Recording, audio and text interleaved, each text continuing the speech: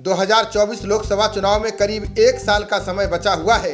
एक और भाजपा जहां तीसरी बार लगातार सत्ता में आने की कोशिश में जुटी है, वहीं दूसरी ओर विपक्षी पार्टियां भी अपना समीकरण सुधारने में लगी हुई हैं। इस बीच लोकसभा चुनाव को लेकर सी वोटर और इंडिया टुडे ने जनता का मूड भांपने की कोशिश की है, जिसमें कुछ चौंकाने वाले नतीजे सामने आए हैं। लोकसभा चुनाव को लेकर नए सर्वे में यह अनुमान लगाया गया है कि किस पार्टी को कितनी सीटें मिलेंगी। सर्वे में जो बात सामने आई है उसके मुताबिक केंद्र में एक बार फिर मोदी सरकार आने जा रही है। हालांकि उसको कुछ सीटों का नुकसान उठाना पड़ेगा।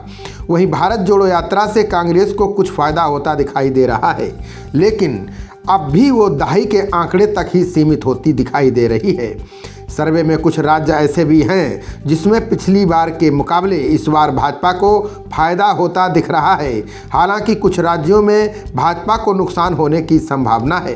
सर्वे के अनुसार यदि आज चुनाव हुए तो एनडीए के खाते में 298 सीटें जाती हुई दिख रही हैं। वहीं यूपीए को पिछले चुनाव के मुकाबले इस बार फायदा होता दिख रहा है, लेकिन वो बहुमत से कोसों दूर है। यूपीए के खाते में 153 सीटें जाती हुई दिख रही हैं। वहीं अन्य को 92 सीटें मिल सकती हैं। यानी लगातार तीसरी बार भाजपा केंद्र में सरकार बनाती हुई दिखाई दे रही है। 2024 चुनाव में एनडीए को वोट प्रतिशत में काफ़ी नुकसान उठाना पड़ सकता है। आज चुनाव हुए तो उनके खाते में 43% वोट जाने की संभावना है, जो पिछली बार के मुकाबले काफ़ी कम है। 2019 लोकसभा चुनाव में एनडीए को 60% वोट मिले थे। वहीं इस बार यूपीए को 29% और अन्य को 28% वोट हासिल हो सकते हैं। सर्वे में कोरोना महामारी से निपटना मोदी सरकार की सबसे बड़ी उपलब्धि के तौर पर सामने आया है। 20% लोगों ने इस पर अपनी मुहर भी लगा दी है। वहीं अनुच्छेद 370 हटाने के फैसले को भी 14% लोगों ने बड़ी उपलब्धि माना है। वहीं राम मंदिर और काशी विश्वनाथ के मुद्दे बहुत ज़्यादा असर करते दिखाई नहीं दे रहे हैं।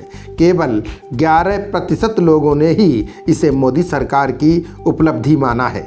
इसमें कोई दो राय नहीं कि मोदी सरकार की मुफ्त राशन स्कीम जैसी योजनाओं से एक बहुत बड़ा वर्ग पार्टी के साथ खड़ा दिखाई दे रहा है।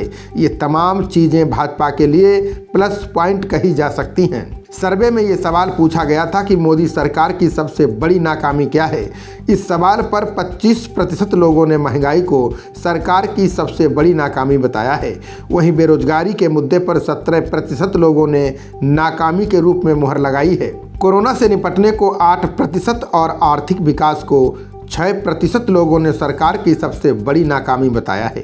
हालांकि एनडीए सरकार के कामकाज पर 67% लोगों ने अपनी मुहर लगाते हुए बहुत अच्छा बताया है।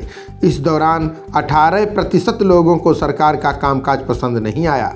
बता दें कि कांग्रेस समेत तमाम विपक्षी दलों के मुख्य मुद्दों में महंगाई और बेरोजगारी हमेशा से ही शामिल रहे हैं। इसको लेकर मोदी सरकार के खिलाफ हल्ला बोलने में विपक्षी दलों ने कोई कोताही नहीं बरती है।